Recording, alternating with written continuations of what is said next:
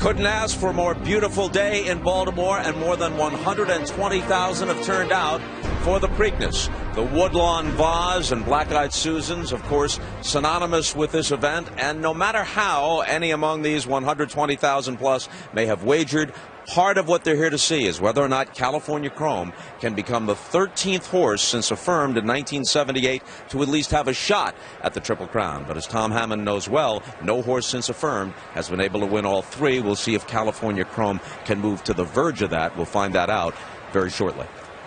Well, the bettors, Bob, think he will. The bettors have had him as the heavy favorite throughout, and he is 3-5. Social Inclusion is getting play more and more. He's down to 5-1. All the others are double digits, with Ride On Curlin, the third choice, at 10-1.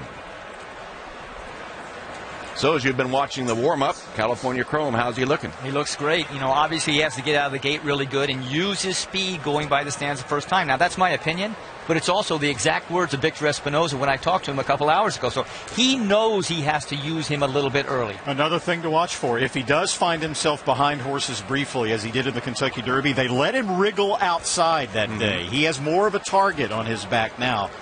Will the other riders be as cooperative if that scenario repeats itself? And Social Inclusion now down to 5-1. Barring some kind of weird break or bad break for him, I think it's just conceded that he's going to go to the lead. His owner said that. His trainer said that. I think the other riders expect him to. What happens after that is yet to be determined, how much he's challenged to the middle of the race. They were going to run him on Kentucky Derby Day in a race in Florida, but had to scratch him because of the foot bruise. They missed a couple of valuable workouts. So the big question is he 100% for this race? And if he is, will he get that clear early lead that we think he needs? And he may have to work for it, because as we've mentioned, there is a lot of early speed in this race. It's not a gimme. And there is Ride On Curlin, third choice in the betting now.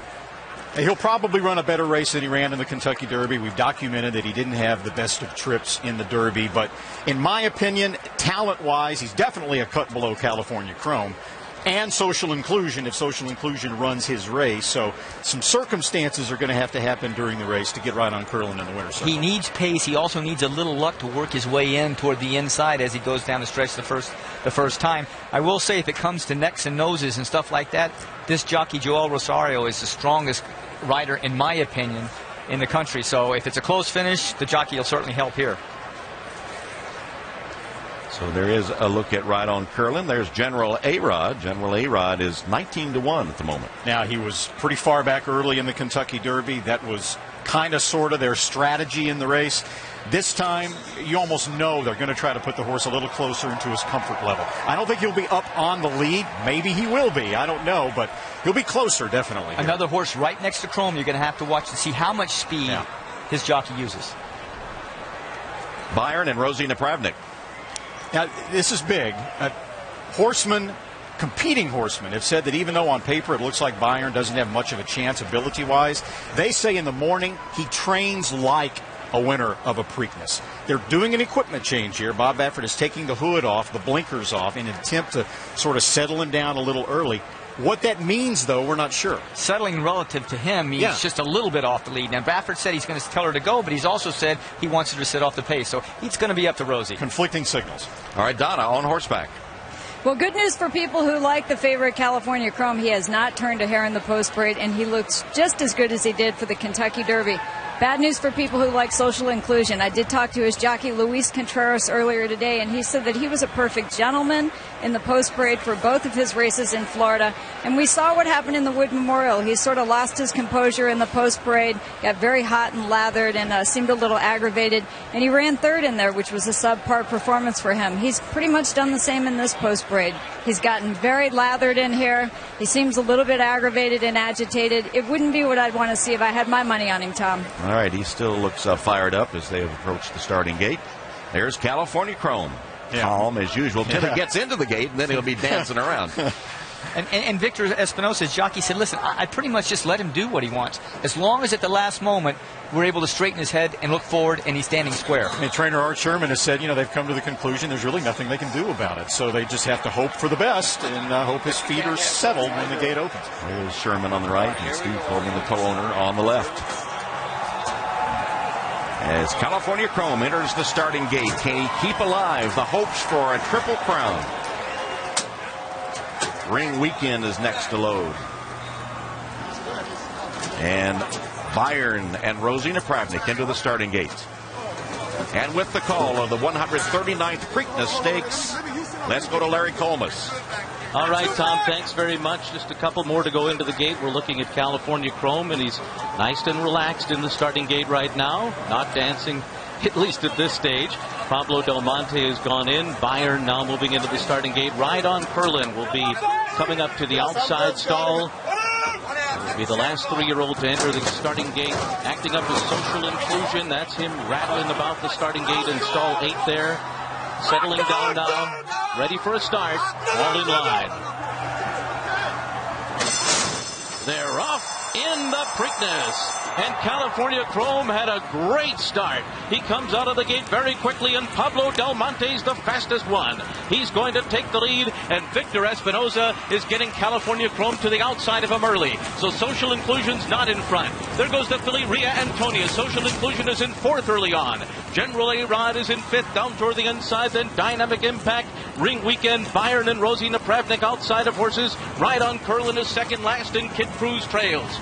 And the opening quarter mile was 23 and 2/5 seconds, and it is Pablo Del Monte the leader. Ria Antonia and Calvin Burrell alongside in second.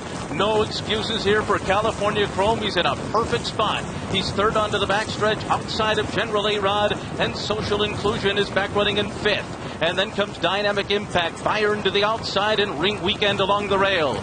Ride on Curlin is about 9 lengths off the lead right now. Kid Cruz far off the pace. A 46 and 4/2 mile for Pablo Del Monte, a long shot, who leads the Preakness field into the far turn. Ria Antonia, the filly, is second, and California Chrome moves now to the outside. Now he takes second, and Social Inclusion goes with him. He's caught 3 wide. California Chrome right to the outside of Pablo Del Monte, and Social Inclusion runs up on the outside of California Chrome. And now the two of them are heads apart as they come toward the top of the stretch. California Chrome, Social Inclusion on the outside. Pablo Del Monte, Ride on Curlin is closing on the far outside. California Chrome comes into the final furlong with a 2-length lead. Ride on Curlin on the outside is trying to catch him. California Chrome reaching for the wire. Another 16th on the outside. Ride on Curlin can't get him. California Chrome has won the Preakness. California Chrome did it. He beat Ride on Curlin, and then it was General A-Rod and Social Inclusion, and that elusive prize, the Triple Crown, awaits California Chrome in the Belmont Stakes. The dream continues. The Triple Crown dream is still alive. And we saw that burst once again from California Chrome. And then it would look like Ride on Curlin might be able to gain some ground. And there, the tearful owners and the trainer Art Sherman, as California Chrome has done it again. The 34th horse to win the Kentucky Derby and the Preakness. And, of course, only 11 went on to take the Triple Crown. Just as he did in the Kentucky Derby, Victor Espinoza was able to get California Chrome out of the gate in a good shot, which set up the rest of the race. Steve Coburn had a dream that this horse with the 4 white feet and the white blaze that they named California Chrome for his flashiness would be a great horse. He dreamed he would win the Derby. He's been saying he was going to win the Triple Crown.